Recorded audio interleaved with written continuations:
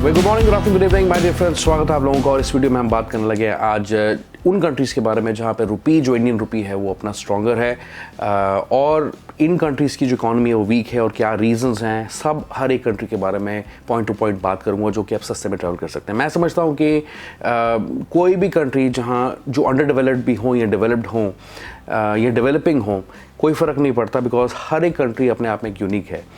कहीं पे नेचर है, कहीं पे ब्यूटी है, कहीं पे वाइल्ड लाइफ है, कहीं पे लोगों का कल्चर है। तो कल्चर अपने आप में और लोगों से मिलना, नए लोगों से एक अच्छा यूनिक एक्सपीरियंस रहता है। डजेंट मैटर कि आप दुनिया में कहाँ जा रहे हैं ट्रैवलिंग के लिए। एंड आई पर्सनली बिलीव कि travelling should not be constrained by the budget. तो सबसे पहला रीज़न है कि फॉरेन एक्सचेंज रिजर्व जो कम होते जा रहे हैं। सेंट्रल बैंक जो है, they are not able to safeguard their own currency. ठीक है, जो कमोडिटी की प्राइसेस हैं उसमें डिक्लाइन देखा गया है। They are heavily dependent on exports. Scandal होते हैं, करप्शन होता है, सिविल वॉर होती है, सेंट्रलाइज इकोनॉमी है कई जगह पे। इंडस्ट्रियल आउटपुट जो है उनका कम है। अब वो इंपोर्ट एक्सपोर्ट का जो ट्रेड डिफिसिट है वो बैलेंस नहीं कर पाते हैं।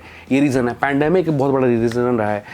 देन अगर आप देखें तो इन्फ्लेशन रेट इस वक्त हर किसी को मार रहा है। तो इन्फ्लेशन है और अनएम्प्लॉयमेंट है या राइज इन पॉवर्टी आप कह सकते हैं, कुछ फैक्टर्स हैं जो कि इन कंट्रीज़ को वीक बनाते हैं। और जो गवर्नमेंट की डेट है वो देखा जाए वो भी काफ़ी ज़्यादा बढ़े हुए हैं। तो ये रीज़न्स हैं जहाँ पे आप देखें कि इंडियन रुपी थोड़ा स्ट्रॉन्गर है, उनकी करेंसी जो है आपको काफ़ी मिल जाती है, परचेजिंग पावर आपकी काफ़ी अच्छी हो जाती है। तो सबसे पहले हम बात करेंगे इंडोनेशिया की। इंडोनेशिया के केस में आपको एक रुपी के अंदर, इंडियन रुपी के अंदर 190 इंडोनेशियन रुपया मिलते हैं। रेंट प्राइसेस अगर आप देखें, अगर आप कहीं स्टे करते लॉन्ग टाइम के लिए तो थोड़ा एक्सपेंसिव है इंडोनेशिया। जो ग्रॉसरी है वो थोड़ी सी एक्सपेंसिव है, लेकिन ओवरऑल परचेजिंग पावर इंडियंस की बहुत ज़्यादा स्ट्रॉन्ग है यहाँ पे। क्या रीज़न है कि डेप्रिशिएट हो रही है इनकी करेंसी की value? Because they are heavily reliant on its commodity export industry due to decrease in commodity prices. That's one of the factors. Then जो next country है जिसकी हम बात करना चाहते हैं वो है कंबोडिया। कंबोडिया के केस में क्या है कि जो रेस्टोरेंट्स हैं वो थोड़े एक्सपेंसिव हो सकते हैं, लेकिन लोकल फूड बहुत सस्ता है वहाँ पे। ग्रॉसरी थोड़ी एक्सपेंसिव हो सकती है, बट ओवरऑल हमारी जो परचेजिंग पावर है यहाँ पे इंडियंस के केस में वो काफ़ी ज़्यादा अच्छी है। अब कंबोडिया की इकॉनमी क्यों थोड़ी लैग कर रही है? Because they are heavily dependent on garment manufacturing and the tourism sector. तो डिसरप्शन देखा गया पैंडेमिक के दौरान भी और पैंडेमिक के बाद भी। Apart from this the political instability in their country and external debt. Okay, बात करते हैं तीसरी कंट्री के बारे में और वो कंट्री है वियतनाम। अब वियतनाम के केस में क्या है कि 1 रुपए के अंदर आपको 300 डोंग मिलते हैं। तो जो डाइनिंग है वहाँ पे सस्ती देखी गई है, लेकिन ग्रॉसरी थोड़ी एक्सपेंसिव पड़ सकती है। लेकिन ओवरऑल परचेजिंग पावर जो है इंडियंस की यहाँ पे भी काफ़ी ज़्यादा अच्छा है।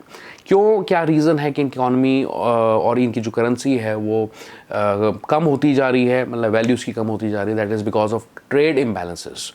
They often run trade deficits due to its reliance on imported goods and exports. तो उसका जो इम्बैलेंस है वो चलता रहता है यहाँ पे। इन्फ्लेशन जो है ऑफ कोर्स पूरी दुनिया को मार रहा है, तो यहाँ पे ये भी फैक्टर है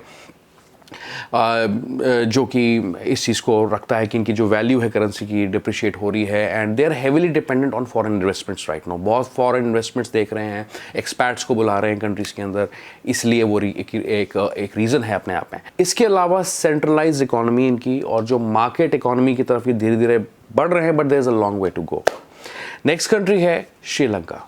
अगर आप रेस्टोरेंट्स में डाइनिंग की बात करते हैं वो थोड़ा एक्सपेंसिव आपको लगेगा एक मिनट के लिए। जो ग्रॉसरीज़ हैं वो इंडिया में सस्ती हैं, वहाँ पे नहीं है, लेकिन ओवरऑल इंडिया की जो परचेजिंग पावर है यहाँ पे काफ़ी ज़्यादा है, काफ़ी ऊपर है। अब क्या रीज़न है इनका इकोनॉमी का कि क्यों इनकी लैग करे इकोनॉमी और क्यों करेंसी की जो वैल्यू इनकी कम है? That is because of external debt, as you know that, political instability and trade deficits. इस कंट्री हंगरी, इसमें 1 रुपए के अंदर INR के अंदर आपको मिलते हैं 4 फोरेंट। फोरेंट उनकी लोकल करेंसी का नाम है। यहाँ पे अगर रेंट की बात करूँ, ग्रॉसरीज की बात करूँ, थोड़ी एक्सपेंसिव है, लेकिन ओवरऑल इंडियंस की परचेजिंग पावर यहाँ पे is like 70% higher than locals in Budapest, capital की बात करूँ। क्या रीज़न है कि करेंसी जो इनकी है थोड़ी कम है उसकी value? That's because of economic policies. काफ़ी ऑर्थोडॉक्स, इन्होंने कभी ज़्यादा यहाँ पे प्रोग्रेस नहीं दिखा इकॉनमी को लेके। फिस्कल डेफिसिट्स इनके रहे हैं और जो पॉलिटिकल अनसर्टेनिटी है वो भी यहाँ पे बनी रही है। चलिए नेक्स्ट कंट्री की बात करते हैं। नेक्स्ट कंट्री है आइसलैंड। इसमें 1 INR रुपए के अंदर, 1 रुपए के अंदर आपको वहाँ की लोकल करेंसी के हिसाब से 1.5 कोरोना जो है आपको मिल जाते हैं। यहाँ पे रेंट प्राइसेस अगर देखें, ग्रॉसरीज देखें तो ज़्यादा है, लेकिन ओवरऑल जो परचेजिंग पावर इंडियंस की वो कुछ 18 से 20% ज़्यादा है than the locals in the capital. Financial crisis इन्होंने देखे हैं, they suffered severe financial crisis in 2008, और जिसकी वजह से अल्टीमेटली आज तक इकोनॉमी पे इनके इम्पैक्ट देखा गया है, इंस्टेबिलिटी देखी गई है या करेंसी की वीकनेस देखी गई है। Iceland has small and open economy which can be vulnerable to fluctuations in global financial markets, जो अल्टीमेटली इनकी करेंसी को जो है इफेक्ट कर सकता है। अब नेक्स्ट कंट्री है यहाँ पे कोस्टा रिका, जिसमें 1 रुपये के अंदर आपको 6 कोलन वहाँ लोकल करेंसी का नाम है वो मिल जाता है। यहाँ पे जो रेंट है, ग्रॉसरी है या डाइनिंग आपको थोड़ा एक्सपेंसिव पड़ता है, लेकिन ओवरऑल अगर आप परचेजिंग पावर की बात करें that is way higher than the locals in the country.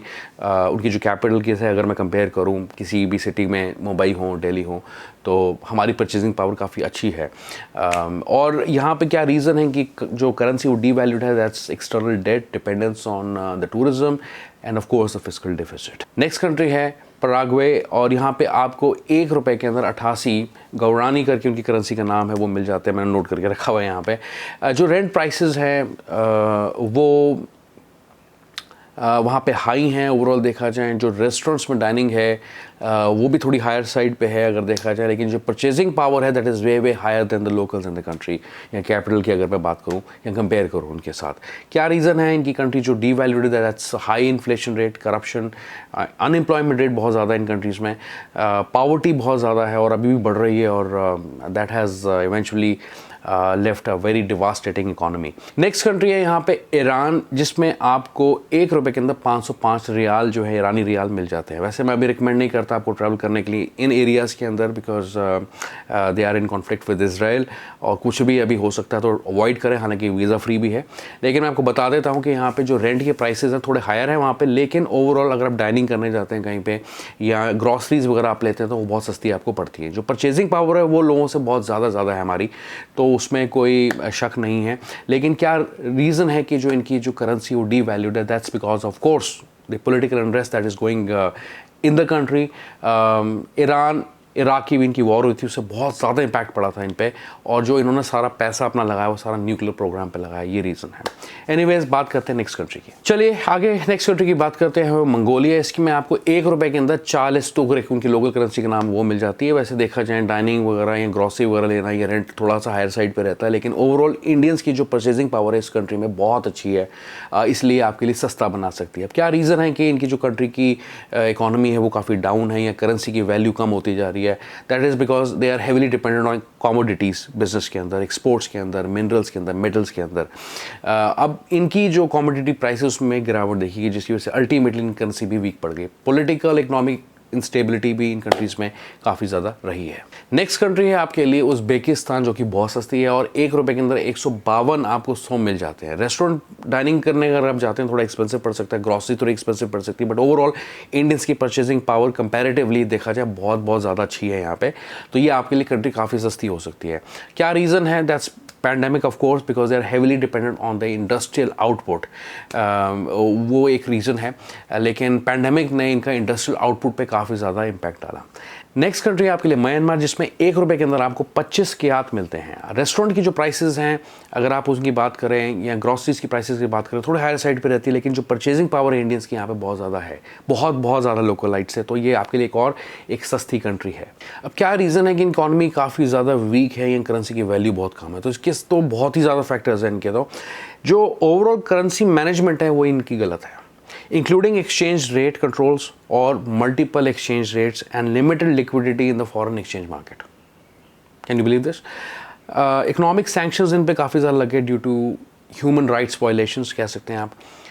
They have a history of political instability, including military rule and civil unrest, जो कि चलता ही आया है आज तक. And Myanmar has faced significant challenges in infrastructure development, transportation जो है बहुत नेटवर्क बहुत अच्छा नहीं है, इलेक्ट्रिकल शॉर्टेजेस हैं, बैंकिंग सर्विसेज जो है बहुत अच्छी नहीं, और जहाँ पे ये सुविधाएं नहीं होती हैं, बैंकिंग सर्विसेज की सुविधाएं ज़्यादा अच्छी नहीं होती, वहाँ पे इकोनॉमी वीक हो जाती है।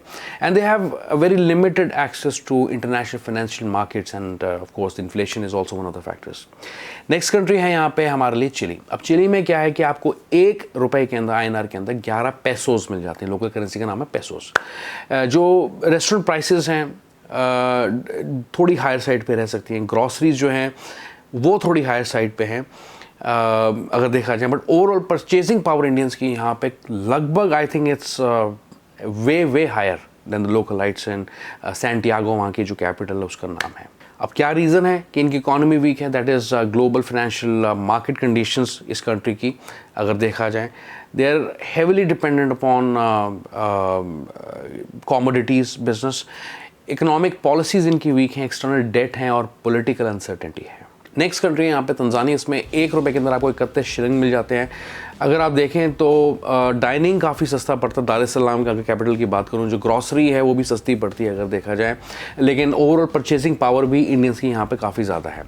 क्या रीज़न है कि इकॉनमी थोड़ी वीक है? Because they are mostly dependent on agriculture, ठीक है, heavily dependent on agriculture and significant portion of the GDP goes और comes from the agriculture.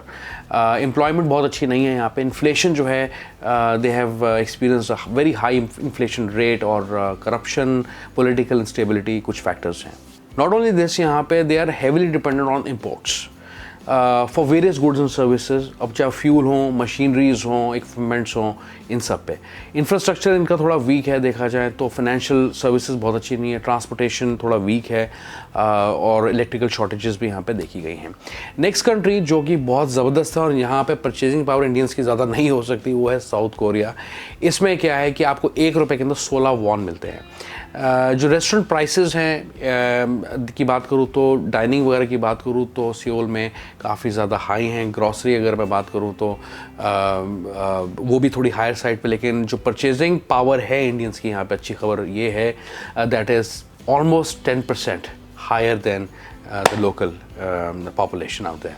But जहाँ रहेगी इकॉनमी की बात तो Seoul has no comparison with India, specially because बहुत ही हाई फाई सोफिस्टिकेटेड टेक्नोलॉजी इन लोगों की है, तो इसके बारे में तो बात नहीं करना चाहता। बस ये आपको बताना चाहता था कि जो आपको ज़्यादा लोकल करेंसी में वैल्यू मिल जाती है आपको, अगर आप 1 रुपए की बात करें, 1 रुपए में 16 वॉन आपको यहाँ पे मिल रहे हैं। और गाइस तो बस यही था, यही कंट्रीज़ के कुछ नाम थे जो मैं इस वीडियो में लेना चाहता था, जहाँ पे इंडियंस बहुत आसानी से ट्रैवल कर सकते हैं, सस्ते में ट्रैवल कर सकते हैं, क्योंकि परचेजिंग पावर इन कंट्रीज़ में आपकी ज़्यादा है, आपका जो INR है वो स्ट्रॉन्गर है इन कंट्रीज़ में।